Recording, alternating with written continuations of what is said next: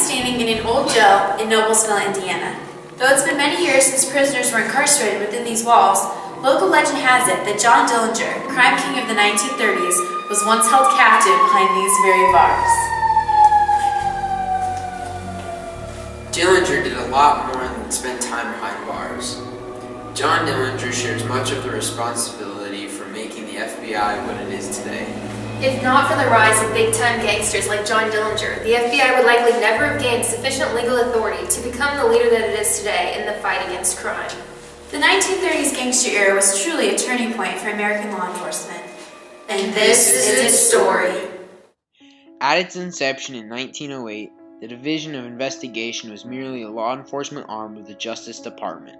However, the early days of the Bureau of Investigation saw little action and even less glory, mainly investigating cases involving land fraud, naturalization, bankruptcy, and antitrust laws.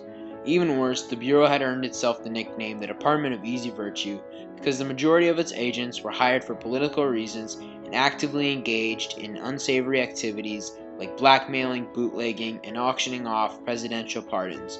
It was an organization that lacked direction and guidance, and its future existence was in question. This situation would start to change with the arrival of a driven and meticulous young government attorney by the name of J. Edgar Hoover. Hoover was appointed Assistant Director of the Bureau of Investigation in 1921, and in 1924 was given interim leadership. Immediately, Hoover set to work at changing the reputation of the Bureau of Investigation. He began by implementing new standards for all the agents and rigorously enforcing them. Hoover replaced the old tradition of patronage hiring with a meritocracy.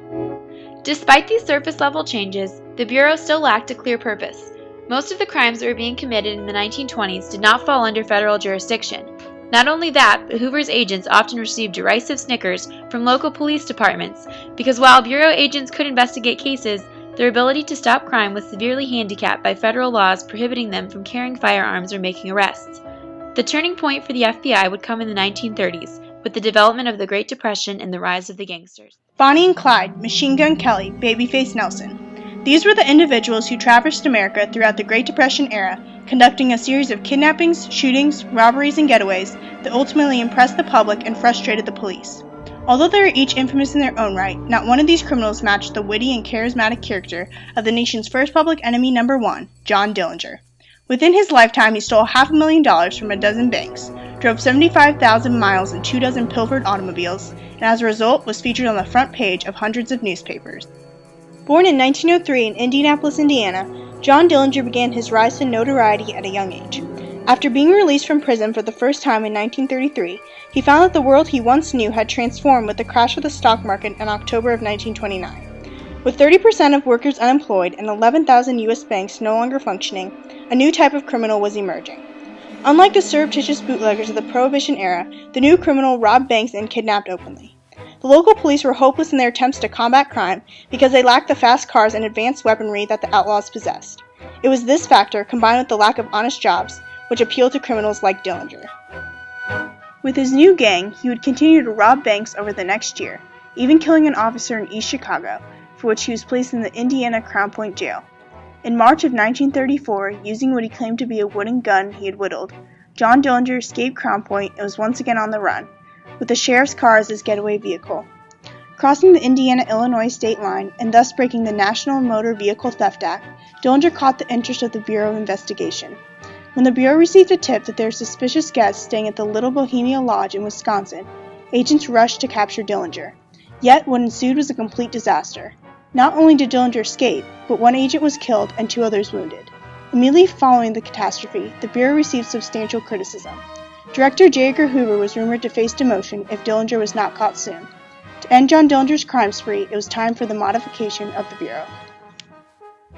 During Dillinger's reign, after the Kansas City Massacre in 1933, Hoover had been able to push through legislation that would allow his agents to carry firearms and make arrests. The legislation also declared the robbing of federal banks to be a federal crime. From there on, the Bureau of Investigation became more involved with the hunt to catch Dillinger. Because of Dillinger's fame, the Bureau's involvement gained national attention for the first time. Even before Dillinger's time, the U.S. government was looking for a department that could serve as a federal policing force. The The Bureau of Investigation was among the offices competing for national recognition, and Hoover used the opportunity presented by Dellinger and his cronies to make a name for the Bureau. Dellinger's boldness was not only creating a tangible problem for local police, but was also destroying the American public's perception of law enforcement as having any effective authority. The federal government's awareness of this image problem aided the passage of a series of laws termed the Anti-Dellinger Laws that would expand the power of the Bureau of Investigation. The new legislation, passed in 1934, declared heavy punishment for a variety of crimes, many of the nature that Dellinger was well known for. Some of these laws prohibited the killing of a federal officer, crossing of state lines to avoid prosecution or giving testimony, and prison employees from assisting a prisoner's escape. Additionally, it became a federal crime, punishable by death, to rob a bank, and up to $25,000 could be offered for the capture of a criminal. On top of these legislative reforms, the Bureau of Investigation formed a special Dellinger Squad, created for the sole purpose of tracking down and capturing John Dellinger. Within less than 3 months of these changes, after over a year of foiled attempts, Bureau agents successfully located, shot, and killed Dellinger outside the Biograph Theater in Chicago. A year later, the Bureau of Investigation would change its name to the Federal Bureau of Investigation, signifying its increased role and leadership in federal law enforcement. New technology was also developed in response to Dellinger's crimes. The most notable development was the creation of the 5 Western electric transmitters in 1935. These stations allowed for the one-way transmission of messages to law enforcement officers. Concentrated primarily in Indiana, where Dellinger had been most active, this system of communications aided in providing vital information about crimes to officers. Eventually, this system developed into the two-way radio system during World War II. Even beyond technology, Dellinger has profoundly affected the way law enforcement in general is approached today. His dramatic robbery of an East Chicago bank led to the standardized usage of bulletproof vests among the uniformed police. Numerous prison reforms were also implemented during Dellinger's brief heyday, reflecting the degree to which law enforcement struggled to keep the smooth criminal behind bars. Today, prison walls are reinforced with steel and armored cages are placed around all exits. Overshadowing all these developments, though, is the extent of the empowerment of the FBI during the Dellinger 1933-34 era. As historian Derry Matera wrote, Edgar Hoover practically built his agency on John Dellinger's back. In a real interview conducted by the creators of this documentary, Steve Dellinger, Hamilton County Commissioner, said, I'm his third cousin, and he was my grandfather's first cousin, and they grew up together. He was very honestly somewhat of a folk hero to a lot of people. I mean, almost like a Robin Hood. He would kind of avoid things that you could no more avoid today than because of the communications basically and the coordination and the sophistication of the FBI back then versus now. The modern FBI bears little resemblance to the government organization that existed during the peak of John Dillinger's infamy from 1933 through 1934. By the end of the 1930s, the Bureau consisted of 1,795 staff members. Today, the FBI boasts more than 34,000.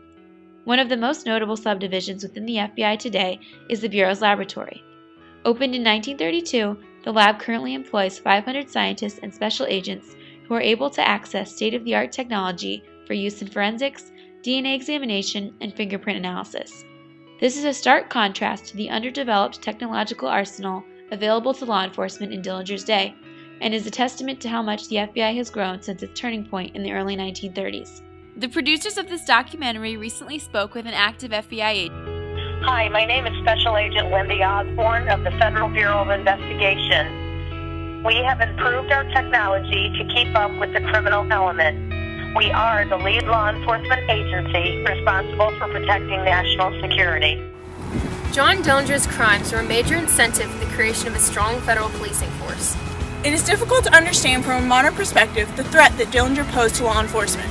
However, as a celebrity figure and a person that many Americans viewed as a symbol of rebellion against the national situation, Dillinger needed to be stopped. Standing at Dillinger's grave, it is apparent that the legacy he left behind continues to captivate the American public. Many of his actions led to reform within the government and caused a turning point in the structure and organization of the FBI. With the death of John Dillinger, the Federal Bureau of Investigation, as we know it today, was born.